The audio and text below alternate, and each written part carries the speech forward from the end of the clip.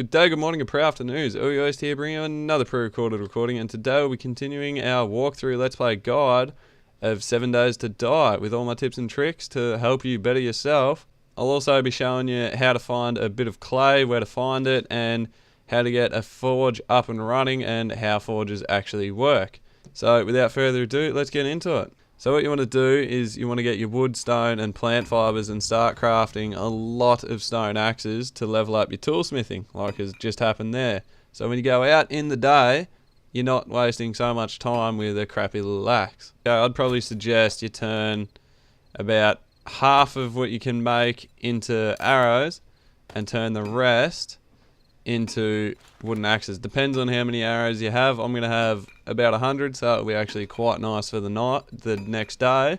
So I should have enough arrows for that, and I'll continue to turn the rest of those into axes. While you're making them, you start to scrap to get a few more bits and pieces back. Yes, you cannot do this on the console, which really does suck, but console is retarded. That's why I went to PC. Okay, so while this is happening and you've got all your skill points, you want to go over to your skill points and start to spend them in things that will best suit you. Okay, so you've got your skill points through the day from doing all your quests and leveling up what you can. So my first suggestion would be Quality Joe, as you'll be doing a little bit of looting and you want the best loot possible. And if you do still have points left over, I'd suggest getting Sexual Tyrannosaurus, as it will help you a lot. But since we can't do that, we'll just keep this one little skill point for later on when we do need it. Try and leave yourself with at least 2 axes as well, as you'll need one for a backup, which always comes in very handy. But as you notice, I didn't use all my plant fibers, as we still need 3 to craft a bow, and you want to be able to craft another bow so that you can get everything set up. So I'll go ahead and turn the rest of everything into arrows and a bow. So my next bow will be quite amazing. Almost forgot. Repair and then craft. Okay, now that that's done crafting, we'll go ahead and reload the bow before we go out, as it is never fun when you do not have an arrow loaded up to your bow and you have a zombie staring you in the eyes. Okay, from all the cotton and cloth that you've picked up, you can go ahead and turn all your cotton into cloth and come over to this tab, your clothing tab, and start to make yourself some basic armor. For the console, you'll want to craft yourself a bandana, as bandanas will keep you cooler, but on the PC version, as you can see here, they do absolutely nothing. They just give you a little bit more defense, but a little bit more defense is better than nothing, I guess. You'll also want to craft yourself a pair of gloves and leg armor, as if you craft boots or head armor, it will take open a slot of armor that you already have. Almost a full set of clothing. I just need some nice snazzy spectacles and an overcoat.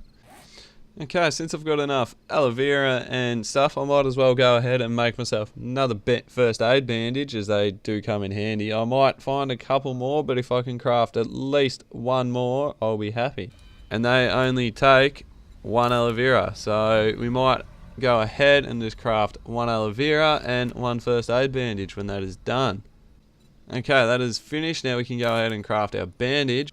I don't suggest turning them all into aloe cream, as if you are playing on the PC, you can then turn them into seeds and farm them yourself, and they come in quite handy, as first aid kits are actually quite hard to make and you don't pick them up as much through the airdrops anymore. But on console, you can go ahead and turn them all into aloe cream, as we all know that console is just doomed and you can't do anything.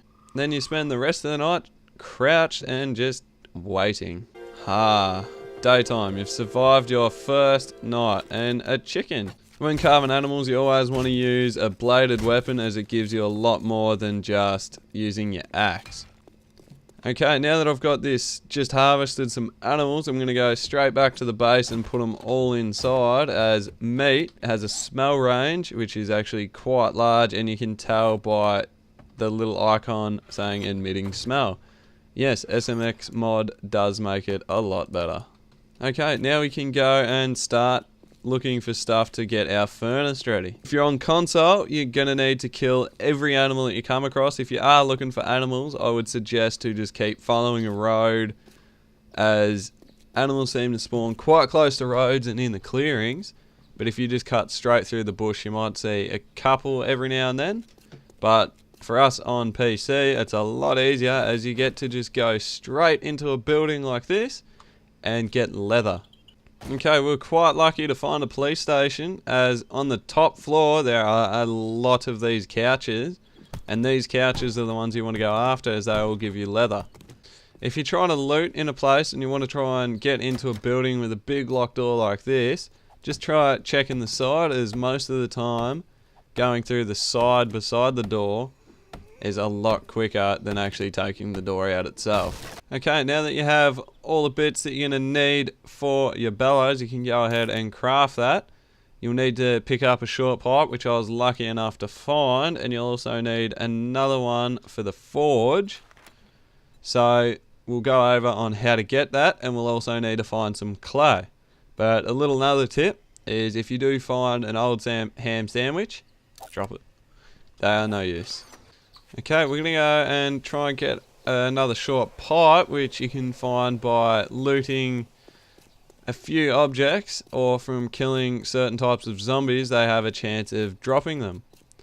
But if you are lucky enough, we're going to find a wrench as well, which will make it a lot easier. We're in a snow biome, half in a snow biome at the moment, as you can tell by the snow. But if you are in a snow biome, you've got to be careful, as lumberjacks are extremely hard to take down early game. So you're going to want to stay away from them as much as possible. Okay, to try and find short pipe, you're going to want to go through sinks or under cupboards sometimes if you're very lucky. So we'll go through and we find a wrench. So now that we've found a wrench, we'll just be able to go to a sink and just start dismantling it until we get a short pipe. Okay, so we've got our short pipe. We'll go ahead and loot the rest of the place. Also, another handy tip is, on computer you can pick up chairs and scrap for wood. You get whatever that is, 7 wood per chair. That's not actually too bad, so do that. Okay, now that you've got all that under control, it is time to go and find some clay. So go ahead and craft yourself a shovel while you have a look at the map, and you can tell clay is these sort of dirt looking patches. So if you just go and head over to those ones just behind me, yep, you can tell by, see how these flowers have sort of changed from this grass. There is a lot more there, and you can also tell by the abundance of cotton and boulders. Boulders and cotton seem to spawn a lot more on clay. You can definitely tell that it's clay by these green speckled patches through the brown. So go ahead and equip your shovel and just start to dig up a bit of clay. Gonna need 50 for the forge, but you'll also want probably about 50 to 100 to put inside it. It's always good to have awareness when playing games and listen to your surroundings. As you can tell, I'm getting chased by a zombie. So zombie tactics, you're going to want to just keep backing away and take a few pot shots at their head until they die. These ones are also one of the weaker zombies. They're personally my favourite, as you get a lot of fun out of just shooting them and dying. When mining for any sort of topsoil, dirt or clay, you don't want to dig down. You just want to take at least one layer out so that you can jump out nice and easy. If a zombie does come, you're not stuck halfway into the ground. Okay, now that you've got all the clay that you need, you just go into your crafting menu, and it is in the building tab. It might be on the second page right there. So once you have your 50, 50, 1, 1, you can go ahead and craft it and wait for that to craft. While that crafts, I would suggest to go ahead and smash a few more stone just to get a bit more iron ready.